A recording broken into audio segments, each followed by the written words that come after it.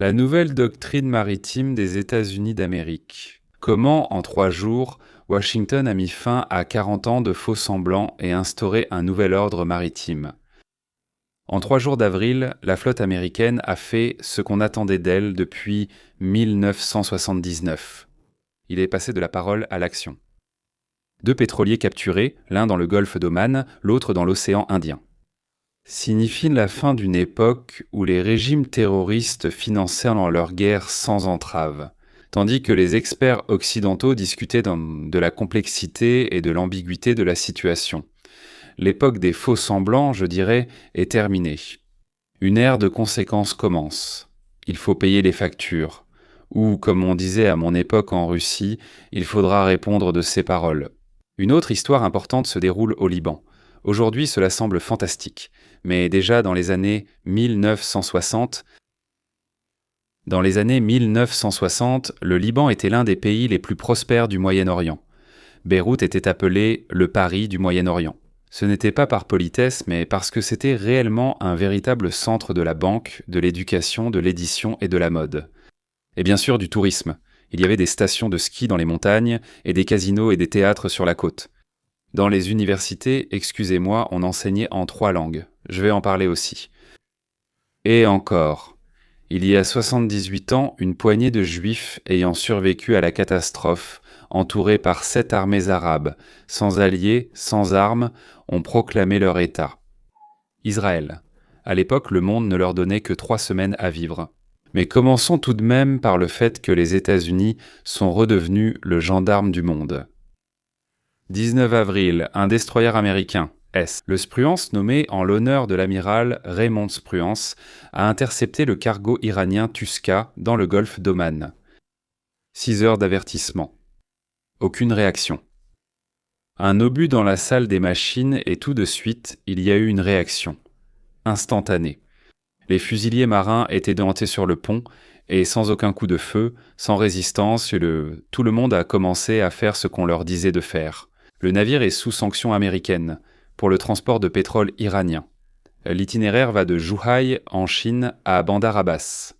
Il transportait des composants pour le programme de missiles iranien. Ni plus ni moins. Tout est transparent. L'infrastructure chinoise sert le régime iranien. Dans la nuit du 25 avril, le pétrolier Tiffany, d'un déplacement d'environ 300 000 tonnes, était chargé et a été capturé déjà dans l'océan Indien. Débarquement par hélicoptère, vidéo publiée par le Pentagone, opération sans coup de feu. Le pétrolier battait pavillon du Botswana. Mais en réalité, il était sans pavillon, un navire typique de la flotte fantôme. Il était enregistré à Mumbai. Il a reçu du pétrole iranien en mer à 2 reprises. Par transbordement avec des navires sous sanctions. Le véritable destinataire, bien sûr, c'est la Chine.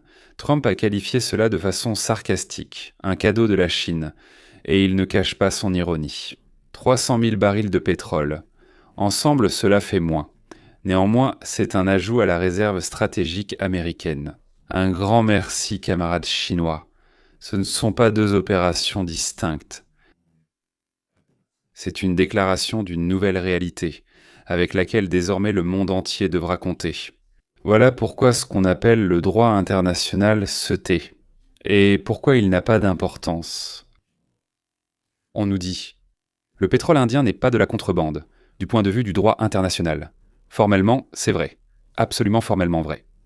L'Iran a le droit de vendre du pétrole. La Chine a absolument le droit de l'acheter. Et les entreprises indiennes ont tout à fait le droit de la transporter. Mais appelons les choses par leur nom. Ce droit, c'est le droit du régime. Qui, depuis 40 ans, scande mort à l'Amérique. Gagner un demi-milliard de dollars par jour. Et ensuite utiliser cet argent pour payer les Houthis, qui coulent des cargos grecs en mer Rouge. Le droit de financer le Hamas, d'exterminer les Israéliens, de construire une bombe atomique. Si c'est cela le droit international, alors il est conçu de manière à protéger les meurtriers et à lier les mains des défenseurs. Il me semble qu'un tel droit devrait soit être réécrit, soit cesser d'être pris au sérieux. Washington a finalement choisi la 2e règle. Il a bien fait. L'ONU est complètement bloquée. C'est une organisation inutile. C'est un verdict contre l'ONU, pas contre l'Amérique.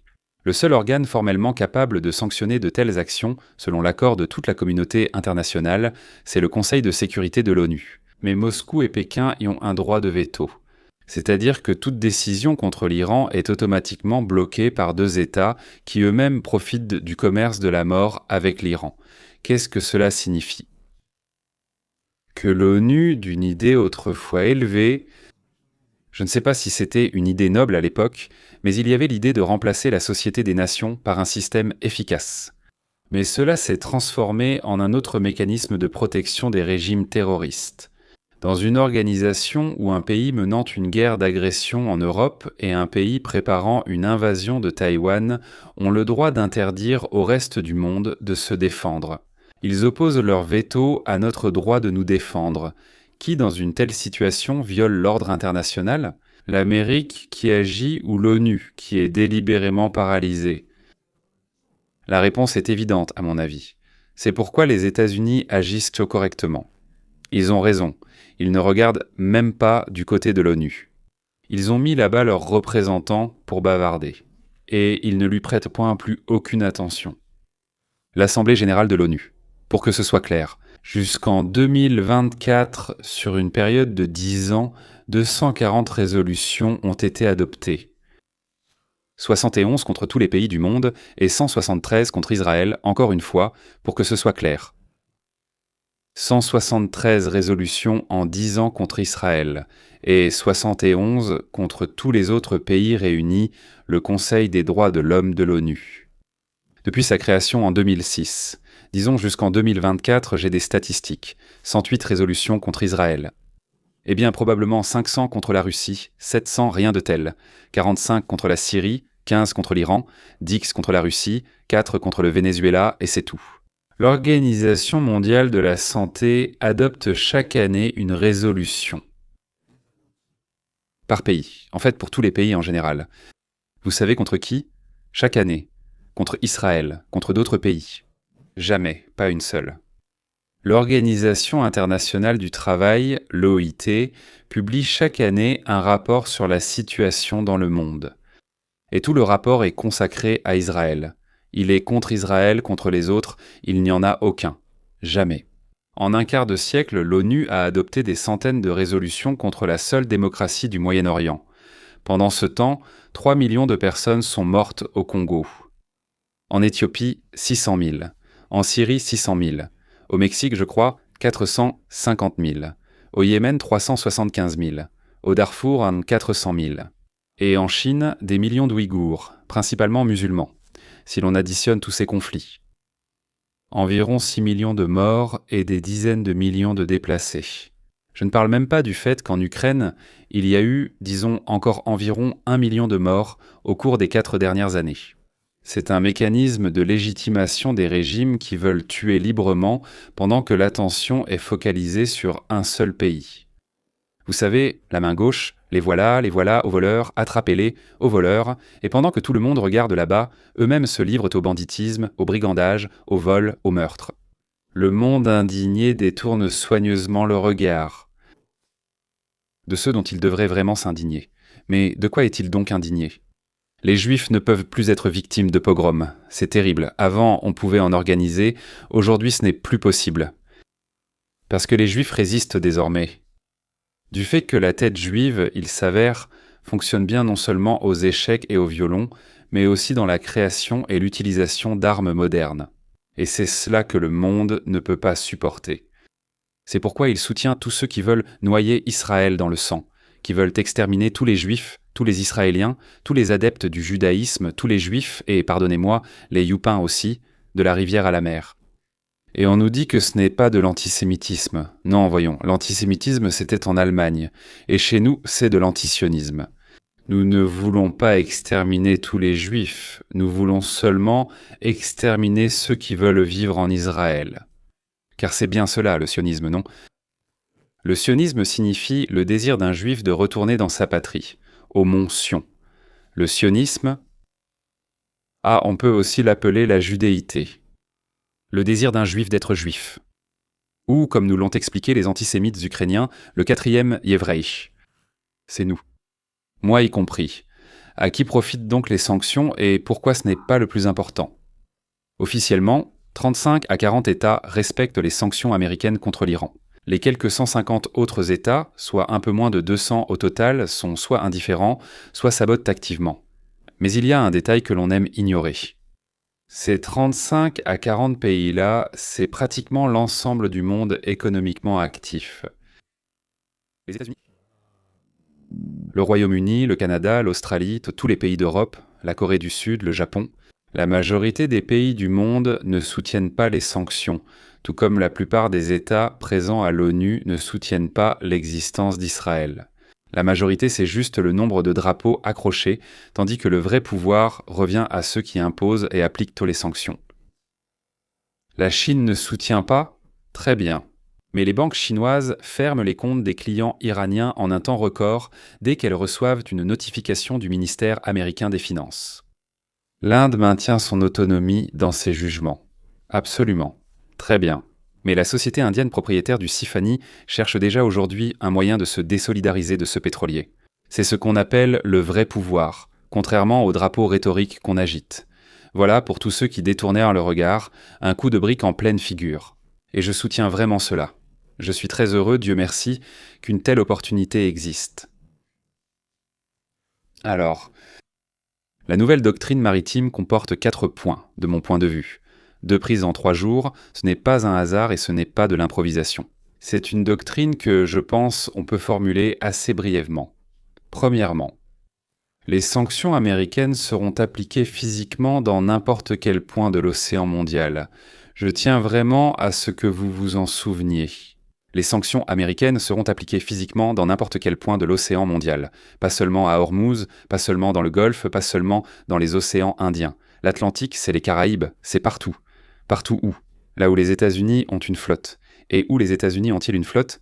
Les États-Unis ont une flotte partout. Deuxièmement, la flotte fantôme. Tu es déjà mort, même si tu ne le sais pas encore. Changer de pavillon, désactiver les transpondeurs, transbordement en mer, sociétés écrans, tout cela ne protège plus. Les services de renseignement t'envoient tout, d'en haut, d'en bas, de côté, de l'intérieur.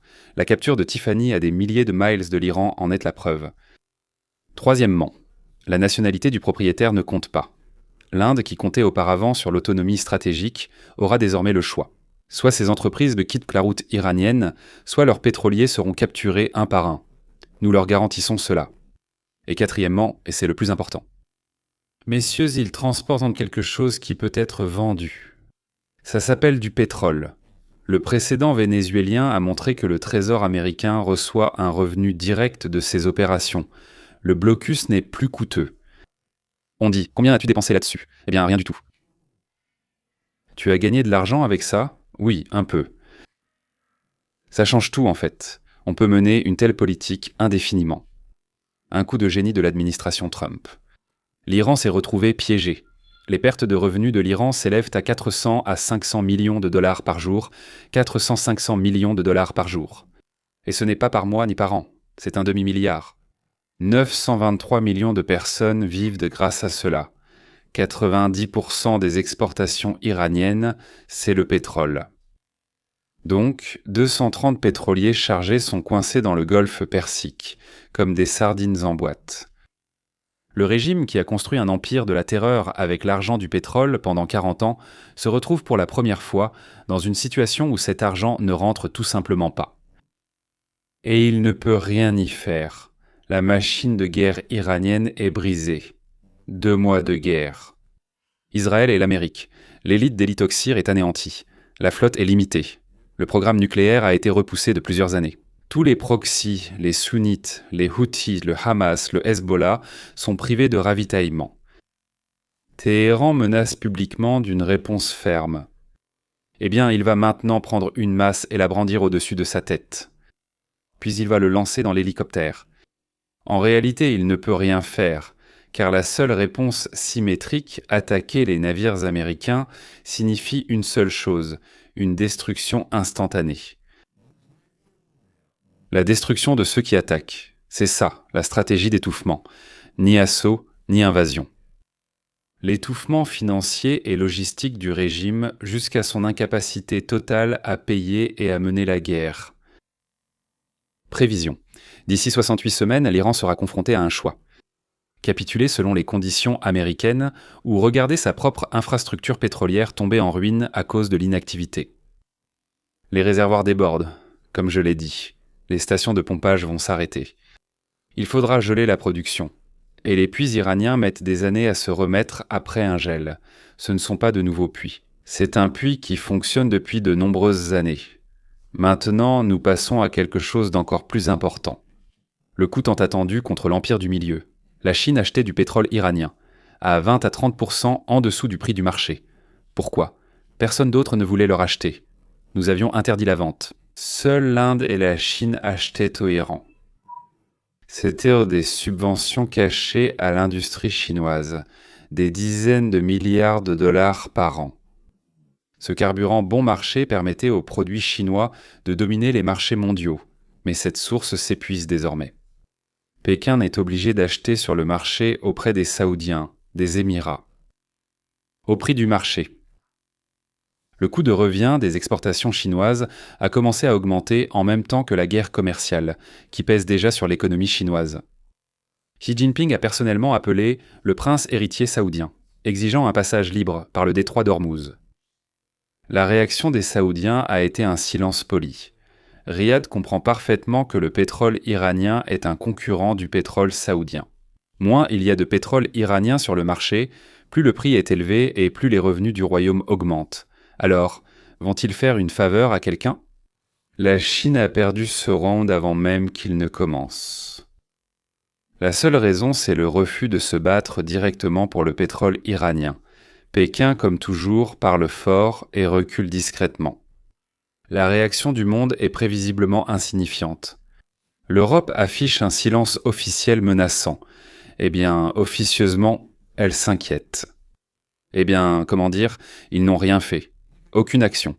L'UE a elle-même imposé des sanctions contre l'Iran en février, donc elle ne peut pas protester publiquement. En privé, ils critiquent le précédent, mais personne à Bruxelles ne veut se brouiller avec Washington pour le pétrole iranien, au point de gêner plutôt que d'aider. La Chine donne son avis, zéro action concrète, beaucoup de rhétorique, un minimum de risques. Ils n'aiment pas prendre de risques. Ils n'aiment pas être dans des situations où ils doivent trouver une issue. La Russie. Eh bien, évidemment, une hystérie de propagande. Moscou n'a absolument aucun levier réel dans l'océan Indien. Absolument aucun. Vraiment aucun. Elle a perdu sa flotte à l'époque soviétique. Et la flotte du Pacifique a régressé au niveau, simplement de la garde côtière. Tout ce que le Kremlin peut faire, c'est crier au sujet du piraterie des Américains. Pendant que les pétroliers dans la mer des Caraïbes sont saisis un par un par ces mêmes Américains. New Delhi, Inde. L'Inde s'est retrouvée dans une position très inconfortable. Ils sont les propriétaires de Tiffany, une entreprise indienne. Il va falloir choisir, soit le partenariat stratégique avec les États-Unis, soit le pétrole iranien bon marché. Soit l'un, soit l'autre. Face à la menace venant du Nord, la Chine n'est pas un voisin facile. L'Inde choisira presque certainement de maintenir de bonnes relations avec les États-Unis. Plus précisément, elle évitera de se fâcher avec les États-Unis. Les entreprises indiennes vont discrètement quitter les itinéraires iraniens. Et l'Iran lui-même. Des menaces, et c'est tout. L'ayatollah crie, la flotte se tait. Voilà une bonne phrase. L'ayatollah crie, la flotte se tait. C'est je pense, le diagnostic de l'état actuel du grand royaume perse. Je ne sais pas comment ça s'appelle là-bas.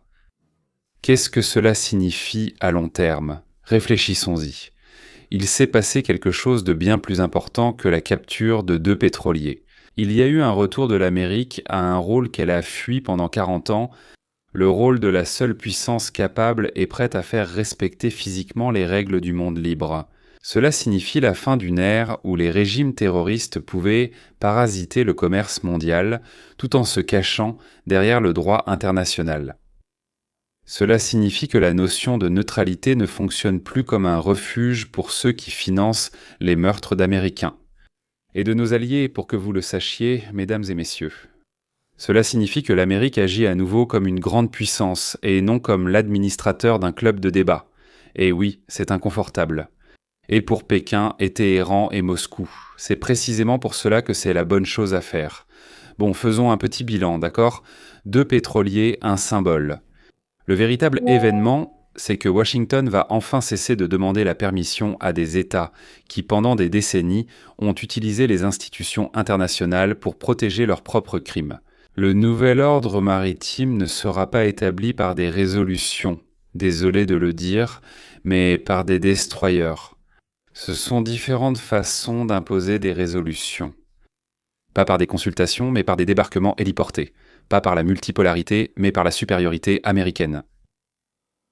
Pour la première fois depuis longtemps, sans gêne, car on s'est longtemps contenté d'attendre. Maintenant, ça fonctionne différemment. Et c'est une bonne chose. Et j'espère vraiment que le plan de Donald Trump pour abandonner ce rôle de policier du monde va marcher. Parce qu'il faut d'abord calmer tout le monde, puis commencer à créer des centres régionaux qui pourraient se défendre eux-mêmes. D'accord, passons maintenant au Liban et à Israël, mesdames et messieurs. Une histoire oubliée, une réalité dure, une fenêtre d'opportunité. Le Liban, avant les islamistes, était un pays qui aurait pu devenir un pont. Le Liban a été créé en 1943 comme un État à majorité chrétienne. Il a été créé spécifiquement avec une majorité chrétienne, principalement des maronites. Le pacte national fixait la répartition du pouvoir. Le président est chrétien, le premier ministre est sunnite, le président du parlement est chiite. C'est-à-dire qu'il ne faisait même pas autrement. C'était toujours comme ça, tout ensemble. Cette formule a fonctionné pendant des décennies et a rendu le Liban unique. Un pays arabe où les chrétiens n'étaient pas une minorité survivante, mais des co-auteurs de l'État. Les relations avec Israël étaient compliquées, mais pas comme celles des autres voisins. Le Liban a officiellement participé à la guerre de 1948, mais son armée a presque pas pris part au combat. Depuis 1949, un accord de cessez-le-feu était en vigueur, et la frontière était la plus calme de tout le front du conflit israélo-arabe. Et donc entre Israël et les communautés maronites, qui vivaient principalement au sud, il y avait du commerce, une coopération agricole, des échanges culturels. Les chrétiens du Liban, en particulier les maronites, considéraient Israël non pas comme un ennemi, mais comme un partenaire naturel dans une région où les uns et les autres étaient des minorités parmi les musulmans, sunnites et chiites. En 1983, un accord a été signé. En fait, un traité de paix entre Israël et le Liban. Il prévoyait la normalisation des relations, le commerce, la diplomatie. C'était une démarche absolument réaliste de 2 peuples voisins vers un avenir commun. L'accord n'est pas entré en vigueur. La Syrie, sous la pression de Moscou et avec l'aide de la toute nouvelle révolution iranienne, a mobilisé toutes ses forces pour le faire échouer. Le gouvernement libanais, sous pression, l'a annulé en 1984. Le pont s'est effondré avant même d'être achevé. La catastrophe libanaise n'a pas commencé avec Israël. Elle a commencé avec 2 importations, la palestinienne et l'iranienne. La première importation, c'est l'Organisation de libération de la Palestine. Après que le roi Hussein de Jordanie, lors du Septembre noir de 1970, ait expulsé Arafat et ses combattants de son pays, ils se sont installés au Liban. Le sud du Liban est devenu le Fatland, un État dans l'État où l'OLP a créé ses propres camps, sa propre armée, son propre système fiscal. C'est de là que commencèrent les tirs sur le nord d'Israël. C'est précisément cela qui a poussé Israël à entrer au Liban en 1978, puis en 1982. J'en ai parlé car j'étais déjà dans l'armée à l'époque. Je n'étais même plus dans l'armée, mais simplement en période de réserve. On appelle ça Milouim. Il ne s'agissait pas de conquérir un pays, mais d'éliminer la menace des tirs sur les villes civiles. La deuxième importation, c'est la révolution khoméniste. Après 1979, Téhéran a commencé à exporter la révolution. Beaucoup ont commencé là-bas. L'Union soviétique, bien sûr, Cuba aussi avait commencé. L'Iran aussi. Et sur le sol chiite libanais, un projet artificiel a été créé qui s'appelait Hezbollah. L'argent, les armes, les instructeurs et l'idéologie venaient tous d'Iran. Le Hezbollah n'était pas issu de la société libanaise. C'est une prothèse iranienne qui a été rapidement greffée au corps libanais. La guerre civile de 1975 jusqu'aux années 1990 a constamment détruit le pays que le monde connaissait. La majorité chrétienne a émigré en Europe, aux États-Unis, en Amérique latine et une partie en Israël. La démographie a basculé en faveur des chiites. Hezbollah est peu à peu devenu plus puissant que l'armée libanaise. Le Liban a en fait cessé d'être un État souverain. Une organisation proxy iranienne y faisait la loi et menait sa propre politique étrangère. Eh bien, toute leur politique était la guerre contre Israël, c'est important de le souligner. Le Liban n'a pas choisi d'être l'ennemi d'Israël. Cela lui a été imposé de l'extérieur. Parlons maintenant de la guerre actuelle. Lorsque le Hezbollah a commencé à agir le 8 octobre 2023, il a bombardé le nord d'Israël en soutien au Hamas. C'était un acte d'agression. Lorsqu'il a continué les bombardements mois après mois, forçant environ 60 000 Israéliens à quitter leur maison, c'était déjà une guerre ouverte que le Hezbollah avait déclarée à Israël. Et non l'inverse. Le droit à l'autodéfense inclut non seulement la réaction à une attaque, mais aussi la prévention d'une menace renouvelée. Existe-t-il une organisation qui a publiquement proclamé que son objectif était la destruction de ton État ? Pendant des années, comme ils l'ont écrit, elle a accumulé 150 000 roquettes pointées vers leur ville, vers les villes israéliennes. Un plan d'invasion à travers la frontière, similaire à celui du 7 octobre, était en préparation. La réponse à cela n'est pas une agression, mais relève de l'autodéfense. Sinon, l'autodéfense devient une fiction. Elle en a la forme, mais pas le contenu. C'est toujours l'attaquant qui frappe en premier. La destruction de 39 villages dans le sud du Liban, dont on a tant parlé, ce n'est ni une vengeance ni une punition collective. C'est l'élimination de l'infrastructure que le Hezbollah a installée dans des maisons de civils. Des lanceurs dans les sous-sols, des tunnels sous les écoles, des dépôts d'armes dans les mosquées. N'importe quelle armée dans le monde, confrontée à un ennemi qui se bat en se cachant derrière la population civile, se retrouve face à un choix, renoncer à l'autodéfense ou endommager l'infrastructure où se cachent les ennemis. Israël, comme tout pays normal, les gens là-bas veulent vivre, veulent survivre, et c'est pourquoi il choisit la deuxième option. C'est légal selon toutes les normes de la guerre, parce que la responsabilité de mélanger les militaires avec les civils incombe à celui qui les a mélangés. Parallèlement, Israël crée une zone tampon, une ligne jaune, une ligne verte, une ligne rouge, peu importe comment les alliés du Hezbollah l'appellent. Son sens est simple. Il doit y avoir une distance physique entre les roquettes du Hezbollah et les écoles israéliennes. Ce n'est pas une occupation de terres étrangères, c'est l'élargissement du périmètre de sécurité de sa propre maison, jusqu'à ce que le voisin mette de l'ordre chez lui. C'est pour ça qu'il y a une fenêtre d'opportunité en ce moment, parce que les années 1925 et 1926 ont radicalement changé la carte du Moyen-Orient. Le Hezbollah n'est plus ce qu'il était. Sa direction a été éliminée, ses communications compromises, ses arsenaux épuisés. Pour ce qui est des flux financiers iraniens, vous comprenez. La communauté chiite du Liban voit pour la première fois en 40 ans que le parti de Dieu n'est pas tout puissant et qu'il paie le prix d'une guerre qui n'est pas la sienne. L'Iran est encore plus important. L'assassinat d'Ayatollah Khomeini, la guerre des États-Unis et d'Israël contre le programme nucléaire iranien, la capture d'un navire iranien dans le détroit d'Ormuz, la pression de Trump. Tout cela comprime le régime comme un ressort. L'autorité morale et politique de Téhéran s'est effondrée dans les abysses. Pour la première fois depuis 1979, la question suivante est réellement posée. Mais qu'est-ce qui se passera après le régime ? Et c'est précisément dans ce contexte que commencent les négociations directes Israël-Liban. Pour la première fois en 43 ans sans intermédiaire, sans l'Iran, le Premier ministre Salam a publiquement rejeté la proposition de Téhéran de parler au nom du Liban. Ils ont... Ça s'appelle du culot, non ? Sans le Hezbollah, rester dans le rôle d'un observateur satisfait, et sans l'Iran, nous trouverons un accord nous-mêmes, a-t-il dit. Et que pense le président Aoun ? La guerre et ses destructions ou les négociations. C'est le langage d'un homme d'État normal, pas d'un propagandiste. C'est le retour du Liban à ce qu'il était avant 1970, un pays qui cherche sa place dans la région. Et il ne veut pas être un instrument dans la guerre des autres.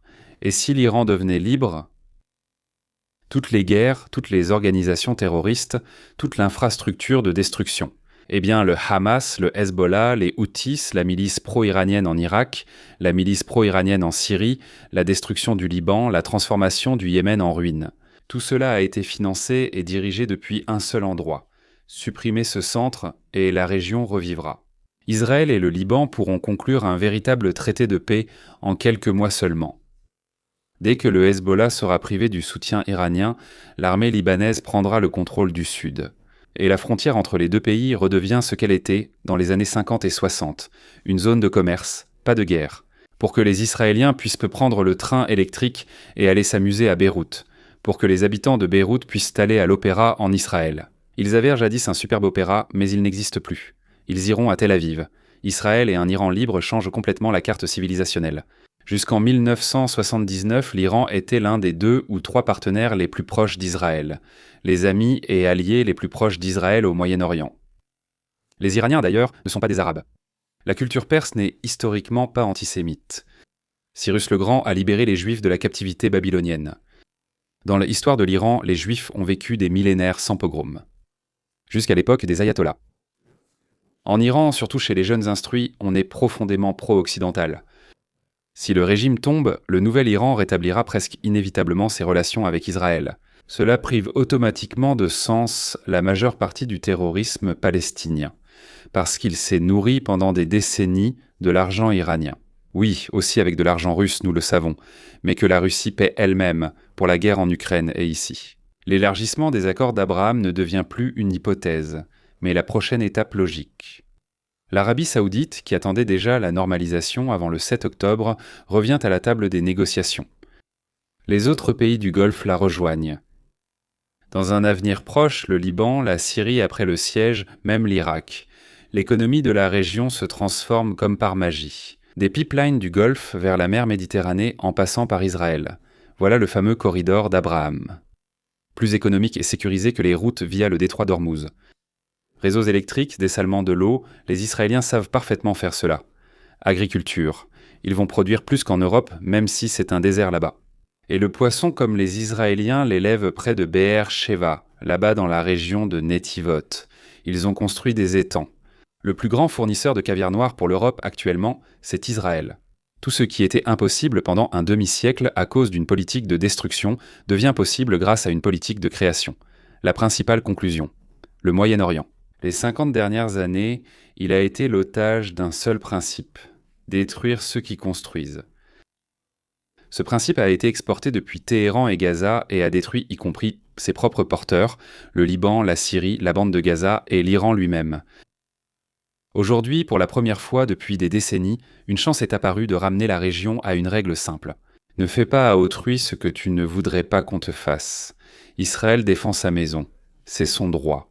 Le Liban revient à la table des négociations. C'est sa chance. L'Iran est à la croisée des chemins entre la poursuite de la tyrannie et le retour à la paix. C'est à ce carrefour qu'il se trouve. Si ces 3 trajectoires se rejoignent, le Moyen-Orient, dans 57 ans, ne sera plus celui que nous connaissons. Et le Liban, au lieu d'être un pion de Téhéran, redeviendra ce qu'il était avant les islamistes, un pont entre les civilisations et non une ligne de front. Chers amis, prenons une minute pour nous éloigner des pétroliers, des destroyers, des lignes de front et regardons l'ensemble du tableau. Qu'observons-nous ? Nous assistons à la fin d'une époque et au début d'une autre. Pendant 46 ans, depuis février 1979, le monde a vécu selon les règles établies par des régimes terroristes. Ils faisaient exploser, enlever, finançant des assassins, construisaient des programmes nucléaires et les diplomates occidentaux discutaient donc de la complexité de la situation. De la nécessité du dialogue, des droits des régimes qui eux-mêmes n'accordaient aucun droit à personne. Pendant 46 ans, le monde a joué à un jeu où un camp attaquait et l'autre s'excusait. Oui, vraiment, très chrétien. On te frappe sur une joue, tend immédiatement l'autre. Cette époque s'est terminée sous nos yeux. Elle s'est achevée avec 2 pétroliers dans l'océan Indien. Par des négociations directes à Washington, la saisie des avoirs iraniens. Le retour de l'Amérique en mer. Le retour du Liban à la table des négociations. Et voici ce qu'il est important de comprendre. Ce n'est pas un remaniement géopolitique. C'est un tournant civilisationnel. Je ne me réjouis pas des guerres, pour que vous compreniez. Aucun de nous ne s'en réjouit. Mais soyons honnêtes. Les guerres duraient depuis des décennies et chaque jour des gens mouraient au Yémen. Chaque jour en Syrie. Chaque jour dans la bande de Gaza. Chaque jour, dans le nord d'Israël, les sirènes poussent les enfants à se réfugier dans les abris. Le monde n'était pas en paix. Le monde vivait un carnage lent, latent, sans fin. que certains menaient et que d'autres payaient. Ce qui se passe maintenant, ce n'est pas ça, ce n'est pas le début de la guerre, c'est la fin de la guerre, c'est le début de la fin de la guerre. La fin de cette même guerre que Téhéran menait contre l'humanité depuis 46 ans, et cette fin a une qualité remarquable. Après elle, la paix est possible. Je veux que vous imaginiez un instant l'année 2031, 5 ans à partir de maintenant. Imaginez Beyrouth. Pas des ruines après les frappes israéliennes, mais une capitale rénovée, redevenue le centre financier de la région. Imaginez l'armée libanaise qui contrôle réellement tout le territoire du pays, sans le Hezbollah, sans les parrains iraniens, sans un État dans l'État. Imaginez un vol direct Tel Aviv-Beyrouth, rempli de touristes et d'hommes d'affaires. Téhéran, ce n'est pas la capitale du régime des ayatollahs, une ville libre. Imaginez la jeunesse iranienne qui ne cache plus ses drapeaux, qui ne risque plus sa vie pour des cheveux découverts, qui ne fuit plus le pays. Des entrepreneurs, ingénieurs, scientifiques iraniens sur le marché mondial et des partenaires israéliens venant à Ispahan pour affaires. Imaginez l'Arabie saoudite ayant signé les accords d'Abraham. Imaginez la Syrie sans Assad et sans ses successeurs. Imaginez l'Irak qui est enfin devenu l'Irak et non un protectorat iranien. Imaginez le corridor méditerranéen. Des pipelines, de la fibre optique, des chemins de fer relient l'Inde à l'Europe via le Golfe et Israël. Ce n'est pas de la science-fiction. C'est un plan qui est déjà sur les bureaux d'El Riyad, de Jérusalem, d'Abu Dhabi et bien sûr de Washington. Tout cela devient possible pour une seule raison. Lorsque la force se range enfin du côté de la liberté, le mal recule plus rapidement. Des régimes qui semblaient invincibles pendant 40 ans s'effondrent en un mois, dès qu'ils rencontrent une résistance. Le Hezbollah, qui était l'armée non étatique la mieux armée du monde, est devenu en 6 mois un spectateur mécontent. La flotte iranienne, qui menaçait de fermer le détroit d'Ormuz, n'a même pas pu protéger Odessa, même pas un seul de ses propres pétroliers. La Chine, qui avait promis protection à l'Iran, appelle les Saoudiens en leur demandant « pour l'amour du Christ ou de Mahomet ». Voilà la principale leçon de notre époque. Le mal est fort là où le bien est faible. Lorsque le bien prend courage et agit, le mal cesse d'être un problème bien plus rapidement qu'on ne nous l'a laissé croire. Et enfin, le plus important. Un principe qui fonctionne au niveau de l'État. Il fonctionne aussi au niveau de l'individu. Ne fais pas aux autres ce que tu ne voudrais pas qu'on te fasse. Construis, ne détruis pas. Aide ceux qui construisent et n'aide pas ceux qui détruisent. Même pas avec une bonne parole. Même pas avec une bonne parole. Même en détournant le regard, tu les aides. Si chacun de nous vit ainsi, le monde changera beaucoup plus vite. Il deviendra meilleur. En réalité, il est déjà en train de s'améliorer sous nos yeux. Et maintenant, la chose la plus importante. Le 21 avril 2026, au coucher du soleil, a commencé Yom HaAtzmaut. C'est le 78e jour de l'indépendance de l'État d'Israël. Il y a 78 ans, une poignée de Juifs ayant survécu à la catastrophe se trouvait encerclés par 7 armées arabes. Sans alliés, sans armes, sans temps. Se préparer, ils ont proclamé leur État. À l'époque, le monde leur donnait 3 semaines. Ils ont survécu pendant 78 ans et sont devenus l'une des armées les plus puissantes du monde. L'une des économies les plus développées, l'un des centres mondiaux de la science et de la technologie. Aujourd'hui, alors que l'Amérique retourne à la mer, que le Liban revient à la table des négociations, que l'Iran est au seuil de la liberté, nous célébrons la fête de l'indépendance avec un sentiment particulier. Parce que nous voyons tout ce pourquoi les fondateurs d'Israël ont vécu, combattu et sont morts. Ce n'était pas en vain. Bonne fête Israël, Am Israël Haï. Le peuple d'Israël est vivant, et il vivra. C'était Léon Weinstein avec vous. La science de la liberté. À bientôt.